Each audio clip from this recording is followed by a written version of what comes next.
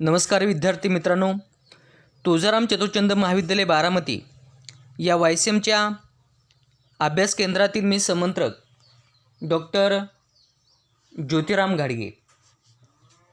मित्रहो, आजच्या लेक्चरमध्ये आपण TYBA इकॉनॉमिक्स 276 मधील एक घटक आपण अभ्यासणार आहोत आणि तो म्हणजे सार्वजनिक कर्ज, पब्लिक डेप्ट. सर्वप्रथम आपण सार्वजनिक कर्जाची गरज का पडते आणि सार्वजनिक कर्ज म्हणजे काय ते समजून घेऊया. खरं तर ज्याप्रमाणे व्यक्ती स्वतःचा आर्थिक विकास घडवून आणण्यासाठी कर्ज घेते, त्याप्रमाणेच सरकारसुद्धा कर्ज घेत असते. जर शासनाने कर्ज घेतले तर त्यास सार्वजनिक कर्ज असं म्हणतात. विशेषतः केंद्र सरकार असेल, राज्य सरकार असेल किंवा अन्य स्थानिक स्वराज्य संस्था असतील, यांनी जर कर्ज उभारलं असेल तर त्यास सार्वजनिक कर्ज असं म्हणतात. आता हे सार्वजनिक कर्ज का घेतलं जातं, त्याची का गरज असते ते आपण समजून घेऊया. नैसर्गिक आणि मानवनिर्मित आपत्तीपासून समाजाचं रक्षण करण्यासाठी सार्वजनिक कर्ज गरजेचं असतं.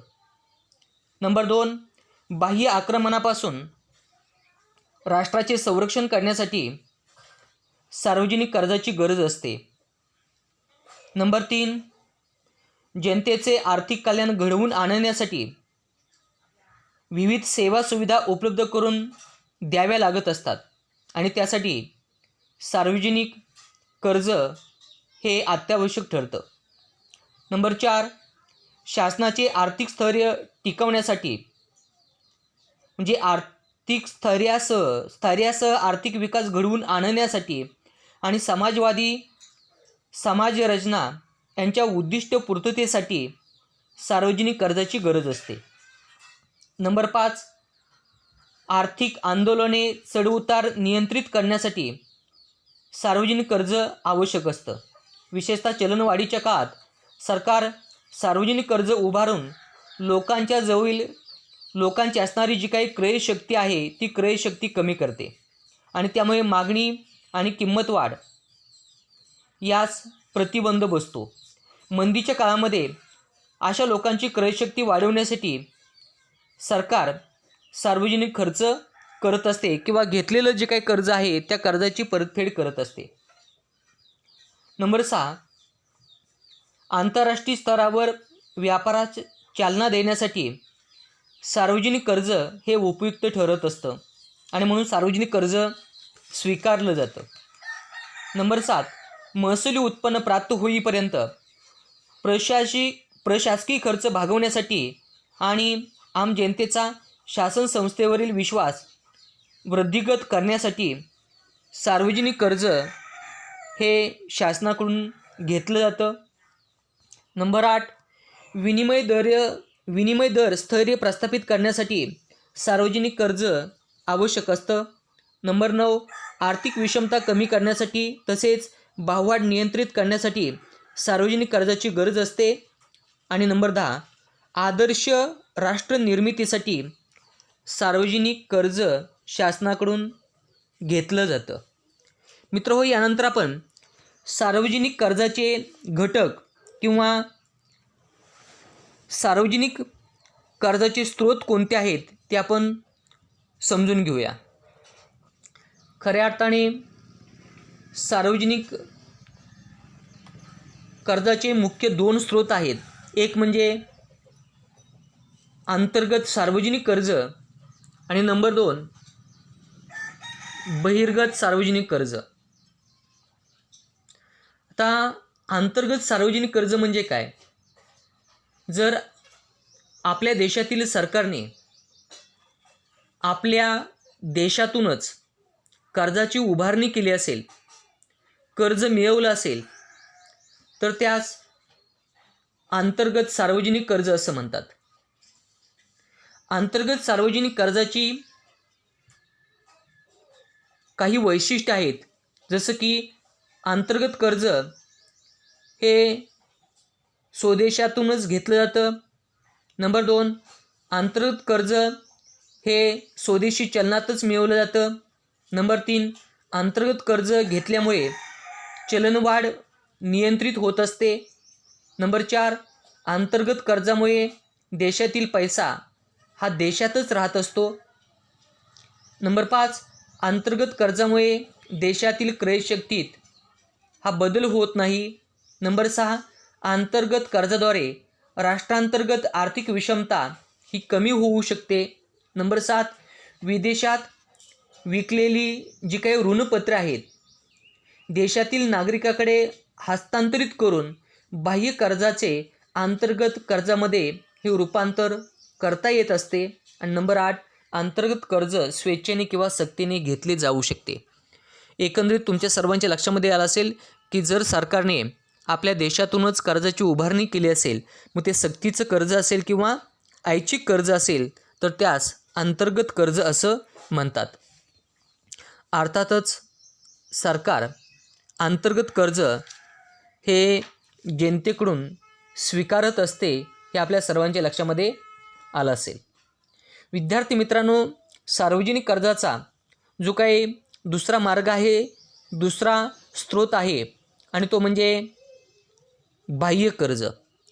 जर आपल्या देशातील सरकारने विदेशातील जनतेकडून, विदेशातील सरकारकडून किंवा आंतरराष्ट्रीय वित्तीय संस्थाकडून, आंतरराष्ट्रीय बँकाकडून जर कर्ज स्वीकारलं असेल, तर त्यास बाह्य सार्वजनिक कर्ज असं म्हणतात. म्हणजे अंतर्गत कर्ज आणि बाह्य कर्ज म्हणजे काय हे तुमच्या सर्वांच्या लक्षामध्ये आलं असेल. जर सरकारने कर्जाची उभारणी देशातूनच केली असेल, तर त्यास अंतर्गत कर्ज असं म्हणतात. आणि जर सरकारने कर्जाची उभारणी ही बाह्य देशातून केली असेल, तर त्यास बाह्य कर्ज असं म्हणतात. अर्थातच जे काही बाह्य कर्जाचे मार्ग आहेत ते कोणते आहेत, तर सरकार विदेशातील जनतेकडून कर्ज घेऊ शकते, सरकार विदेशातील सरकारकडून कर्ज घेऊ शकते, तर सरकार ज्या आंतरराष्ट्रीय वित्तीय संस्था आहेत किंवा ज्या काही आंतरराष्ट्रीय बँका आहेत यांच्याकडून सुद्धा कर्ज घेऊ शकते. अशा प्रकारे आपण सार्वजनिक कर्जाचे मार्ग समजून घेतले. यानंतर आपण सार्वजनिक कर्जाचे जे काही वर्गीकरण आहे ते वर्गीकरण समजून घेऊया. सार्वजनिक कर्जाचं वर्गीकरण हे अंतर्गत कर्ज, बाह्य कर्ज, त्याचबरोबर ऐच्छिक कर्ज, सक्तीचं कर्ज आणि उत्पादक कर्ज आणि अनुत्पादक कर्ज अशा प्रकारे केलं जातं. आता अंतर्गत कर्ज आणि बाह्य कर्ज म्हणजे काय किंवा हे वर्गीकरण काय आहे हे तुमच्या सर्वांच्या लक्षामध्ये आलं असेल. जर सरकारने देशातून कर्जाची उभारणी केली असेल तर त्यास अंतर्गत कर्ज म्हणतात, आणि जर सरकारने कर्जाची उभारणी बाह्य देशातून केली असेल, विदेशातून केली असेल, तर त्यास विदेशी कर्ज असं म्हणतात. जे काही दुसरं वर्गीकरण आहे ते म्हणजे ऐच्छिक कर्ज आणि सक्तीचं कर्ज. ज्यावेळी व्यक्ती किंवा संस्था स्वेच्छेने सरकारला कर्ज देते त्यावेळी त्यास ऐच्छिक कर्ज असं म्हणतात. याउलट जेव्हा कायद्याच्या आधारे आणीबाणीच्या परिस्थितीत राष्ट्रहितासाठी जनतेवर कर्ज देण्याची सक्ती सरकारकडून केली जाते, तेव्हा त्यास सक्तीचं कर्ज असं म्हणतात. म्हणजे ऐच्छिक कर्ज हे सरकार ऐच्छिकरित्या कर्ज घेत असते. देशातील जनता ऐच्छिकरित्या सरकारला कर्ज देत असते. परंतु ज्यावेळेस सरकार सक्तीने कर्जाची उभारणी करते त्यावेळेस त्यास सक्तीचं कर्ज असं म्हणतात. जे काही पुढचं वर्गीकरण आहे ते म्हणजे उत्पादक कर्ज आणि अनुत्पादक कर्ज. ज्यावेळी जनकल्याण, संगोपन आणि संवर्धनासाठी कर्जाचा विनियोग केला जातो, उदाहरणार्थ पहा, दळणवळण, रस्ते, पूल असतील, कालवे असतील किंवा वीज निर्मिती असेल, यासाठी ज्यावेळेस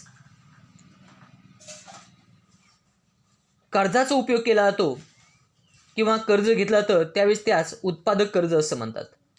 याउलट ज्यावेळेस नैसर्गिक आपत्ती, मानवनिर्मित आपत्ती, दुष्काळाचे तात्काळ परिणाम, युद्धे यांचे परिमार्जन करण्यासाठी कर्ज वापरली जातात त्यावेळेस त्यास अनुत्पादक कर्ज असं म्हणतात. म्हणजे उत्पादक कर्ज ही उत्पादक असतात तर अनुत्पादक कर्ज ही अनुत्पादक असतात. उत्पादक कर्जाच्या वापरामुळं उत्पन्न तयार होतं, त्या माध्यमातून विकास होतो. परंतु अनुत्पादक कर्जाच्या वापरातून जनतेचा विकास होत नाही, कुठलाही विकास होत नाही. अशा प्रकारे आपण सार्वजनिक कर्जाचं वर्गीकरण समजून घेतला. यानंतर आपण सार्वजनिक कर्जाचे परिणाम आपण समजून घेणार आहोत. खरं तर सार्वजनिक कर्ज उभारण्याचे मार्ग कोणकोणते आहेत हे आपण समजून घेतलेलं आहे. जसं की अंतर्गत कर्ज आणि बाह्य कर्ज. अंतर्गत कर्ज आणि बाह्य कर्ज. आता यानंतर आपण अंतर्गत कर्जाचे परिणाम कोणते आहेत आणि बाह्य कर्जाचे परिणाम कोणते आहेत ते समजून घेऊया. सर्वप्रथम अंतर्गत कर्जाचे परिणाम आपण समजून घेऊया. अंतर्गत कर्जामुळे गुंतवणूक क्षेत्र ही अर्थक्षम बनते. नंबर 2, उपलब्ध साधनसामुग्रीचा महत्तम वापर होतो. अंतर्गत कर्जामुळे रोजगार संधी प्राप्त होतात. तसेच अंतर्गत कर्जामुळे यांत्रिकीकरणाचा अवलंब केल्याने अल्प उत्पादन खर्चामध्ये दर्जेदार वस्तूचं उत्पादन होतं. अंतर्गत कर्जामुळे आर्थिक समतोलपणा प्रस्थापित होऊ शकतो. नंबर 6, अंतर्गत कर्जामुळे खाजगी, सहकारी, सार्वजनिक क्षेत्रामध्ये एक चांगल्या प्रकारचा सुसंवाद साधता येतो.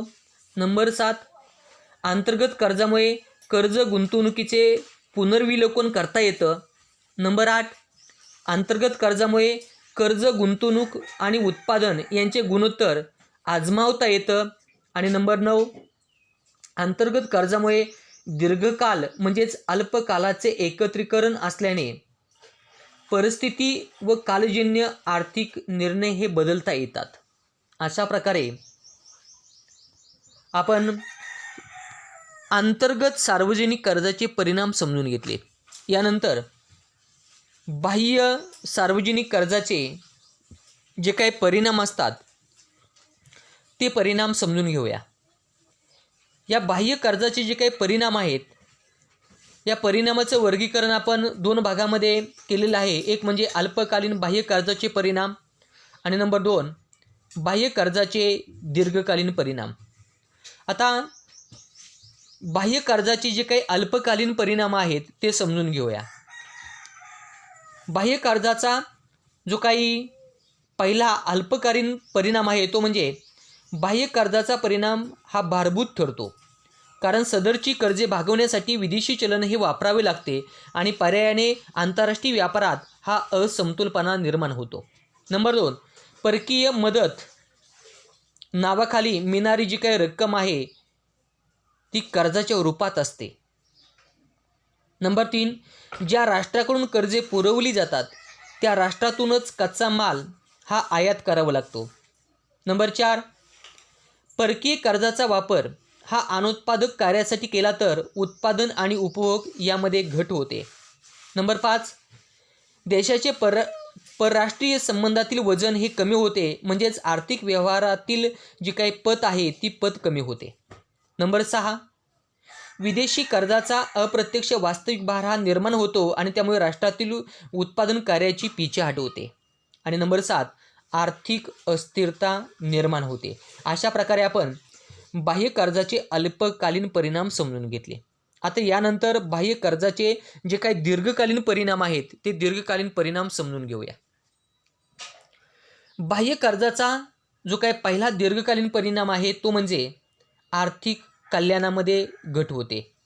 नंबर 2, किंमत पातळीवरील वाढ एका विशिष्ट मर्यादेच्या आत असेल तर राष्ट्रातील आर्थिक कार्यक्रमांना प्रोत्साहन मिळतं. नंबर 3, सोने, चांदी आणि महत्त्वाच्या विदेशी चलनाची मागणी या सार्वजनिक बाह्य कर्जामुळे वाढते. नंबर 4, परकीय कर्जाच्या सहाय्याने सुरू होणाऱ्या वेगवेगळ्या प्रकल्पापासून पुरेसे उत्पन्न मिळत नाही. नंबर 5, बाह्य कर्जाचा जो काही दीर्घकालीन परिणाम आहे तो म्हणजे परकीय कर्जाच्या सहाय्याने जे उद्योग व्यवसाय कार्यरत असतात अशा उद्योगांना त्याच देशातून यंत्राचे सुट्टे भाग हे मागवावे लागतात. बाह्य कर्जाचा जो काही 6वा परिणाम आहे, जो 6वा दीर्घकालीन परिणाम आहे तो म्हणजे कर्जे देणारी राष्ट्रे त्या कर्जाचा वापर आपल्याकडून आवश्यक माल खरेदी करण्यासाठी केला पाहिजे अशी अट लादतात. जो काही बाह्य दीर्घकालीन परिणाम 7वा आहे तो म्हणजे कर्ज परतफेडीचा अंतिम बोजा हा सर्वसामान्य जनतेवर पडतो. नंबर 8, राष्ट्राचे परकीय देशावरील जे काही परावलंबित्व आहे ते वाढलं जातं. नंबर 9, कित्येकदा विदेशी राष्ट्रे ऋणको राष्ट्रातील अंतर्गत राजकारणात ही ढवळाढवळ करतात. नंबर 10, परकीय कर्जे काही वेळा परत करणे सरकारला शक्य होत नाही आणि त्यावेळी कर्जाचे नूतनीकरण हे करावं लागतं. त्यामुळे राष्ट्राची आर्थिक घडी ही विस्कळीत होते. बाह्य कर्जाचा एक 11वा दीर्घकालीन परिणाम आहे तो म्हणजे या कर्जाचा विनियोग हा आर्थिक विकासासाठी केला जातो आणि त्यामुळे जनतेवर भार हा पडत नाही. नंबर 12, हे कर्ज स्वीकारल्यामुळे वारंवार कर्ज हे घ्यावे लागत नाही, कारण हे कर्ज कसं आहे, दीर्घकालीन कर्ज आहे आणि त्यामुळे वारंवार कर्ज स्वीकारावं लागत नाही आणि त्यामुळे जनतेचा सरकारवरील विश्वास हा वाढत जातो. कारण सरकार जर सतत कर्ज घेत नसेल तर आपण काय म्हणतो, सरकार स्वयंपूर्ण आहे, सरकार आर्थिकदृष्ट्या सक्षम आहे आणि त्यामुळे जनतेचा सरकारवर असणारा जो काही विश्वास हा वाढत जातो. परंतु जर सरकार सतत कर्ज घेत असेल, सरकार जनतेसाठी कार्य करत नसेल तर जनतेचा सरकारवर असणारा जो काही विश्वास आहे हा विश्वास कमी होतो. नंबर 13, शेवटचा नंबर 13 अर्थात बाह्य कर्जाचा 13वा दीर्घकालीन परिणाम आणि तो म्हणजे मुद्रा बाजारात म्हणजे मनी मार्केटमध्ये व्याजाचे दर जास्त असताना अशी कर्जे घ्यावी लागतात आणि त्यामुळे त्याचे दुष्परिणाम हे सहन करावे लागतात. अशा प्रकारे आपण सार्वजनिक कर्जाचे परिणाम समजून घेतले. मित्रहो, आजच्या लेक्चरमध्ये आपण जो काही सार्वजनिक कर्ज ही जी काही संकल्पना आहे, हा जो काही घटक आहे, याच्या संदर्भात सार्वजनिक कर्ज म्हणजे काय, नंबर 2, सार्वजनिक कर्जाची गरज का निर्माण होते, नंबर 3, सार्वजनिक कर्जाचे कोणकोणते मार्ग आहेत, कोणकोणते स्रोत आहेत, त्याचबरोबर सार्वजनिक कर्जाचं वर्गीकरण आणि यानंतर सार्वजनिक कर्जाचे अल्पकालीन परिणाम, अंतर्गत कर्जाचे अल्पकालीन परिणाम आणि बाह्य कर्जाचे अल्पकालीन आणि दीर्घकालीन परिणाम इत्यादी कंटेंट्स अगदी डिटेलमध्ये समजून घेतलेले आहेत. मित्रहो, आपण या ठिकाणी थांबूया. पुन्हा भेटूया नेक्स्ट लेक्चरला. धन्यवाद.